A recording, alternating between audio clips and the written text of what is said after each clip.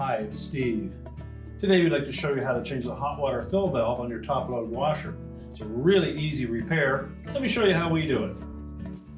Now before we begin this repair, the first thing we'll need to do is to disconnect power to the washer. We're also going to need to turn off the hot water supply and remove the hot water inlet hose from the back of the washer. So we'll need to pull the washer slightly forward so that we can access that hose, as well as screws that secure the back panel to the console. And once we've done that, we can begin our repair. Now with the power and water supply disconnected, our next step will be to remove two screws that secure that metal back panel to the back of the console. They're typically 1/4" hex head screws.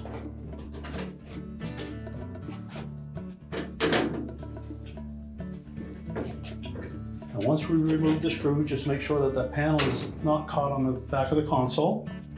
Then next we'll take a putty knife, and we'll slide it in underneath the console and the main top to release the springs. So we'll use a very thin blade putty knife.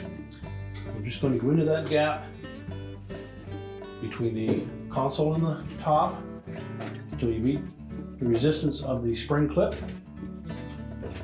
Press in on the clip and then lift up gently on the front of that console. Do the same on the opposite side.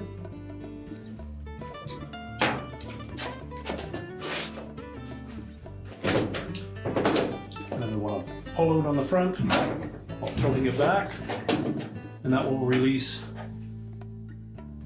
the two clips that secure it at the back of the main top. And now we can get access to that valve. Now our next step will be to remove the two mounting screws that secure that valve to the dispenser body. Again, 1/4" hex head screws are used. And then we're just going to lift up on that valve body and tilt it up in the front and pull it through the opening in the back panel. At this point, we can remove the wire harness connector. And if it's on there quite snug, we'll take a pair of pliers or a flat blade screwdriver and pry that off of there.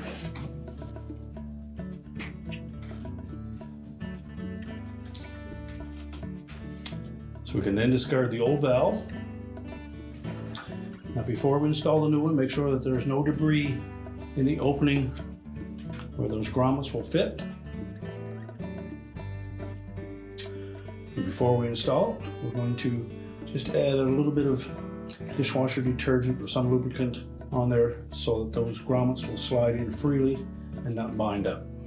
So just making sure those are clean. We'll put a little bit of lubrication on those grommets. We're going to fit the inlet to the valve out through that opening. Pivot the valve into place. Line up those grommets. And then just gently push the valve down until the shoulders on that valve body sit on top of the two studs, and then we can secure it with the screws.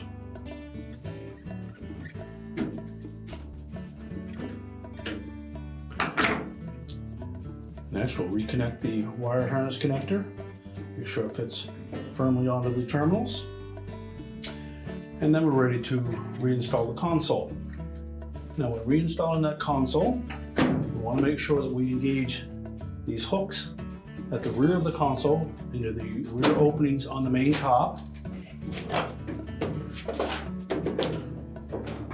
So tuck both sides in, make sure the back panel fits up in underneath the console, and then simply press the front of the console down onto the top, and the spring clips will lock it in place. And then secure that back panel with the two retaining screws. Now with the console back in place, next we're going to reconnect that hot water fill hose, tighten it onto the valve, and then we'll turn the water supply on and verify that we have no leaks. Once we've determined that we have no leaks in that area, then we can prepare to push the washer back into place. We can now push the washer back into place, reconnect the power, and our repair is complete.